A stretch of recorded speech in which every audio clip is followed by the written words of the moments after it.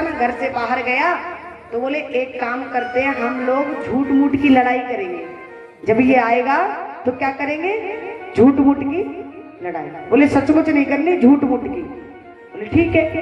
अब वो मेहमान जो था बाहर चला गया और जैसे ही आए, अंदर आया घर में, पति पत्नी झूठ मूठ की लड़ाई करने लगे।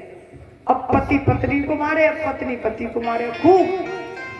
मेहमान को लगो राम राम राम, यही ब्यादा से तो बच के अपने घर पे आयो, रोज पीटे ना मेरी घरवाली, अब यहाँ आयो तो यहीं बहु बवाल।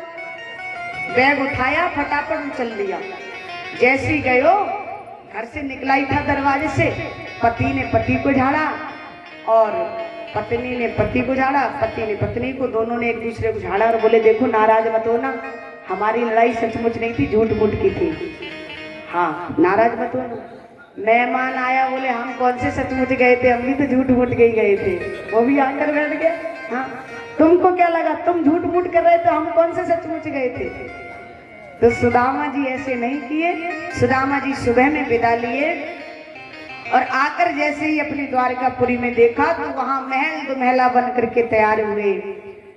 दास दासियां नौकर चाकर लगे थे। सुशीला आरती करने के लिए आई। कहा सुशीला, ये इतना वैभव, इतना धन संपत्ति कहाँ से मिला?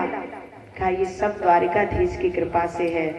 भगवान ने कहा कन्हैया, तेने इतनी संपत्ति देकर अच्छा नहीं किया, इस संपत्ति की आवश्यकता सुशीला को थी, मुझे नहीं है। और परिवार को छोड़कर जंगल में कुटिया बना करके रहने लगे, वही भगवान का भजन किया। इस प्रकार से भगवान ने श्री सुदामा जी के तंदुलों को स्वीकार किया और उनकी गरीबी को दूर किया। बोली बाके बिहारी लाल। अब कथा विश्राम की ओर चल रही है, तो थोड़ी देर के लिए आप लोग और शांति व्यवस्था बनाए रखें। उसके बाद में झांकी भी आएगी अभी और नृत्य भी कराएंगे, होली भी कराएंगे और व्यासपीठ का पूजन भी होगा।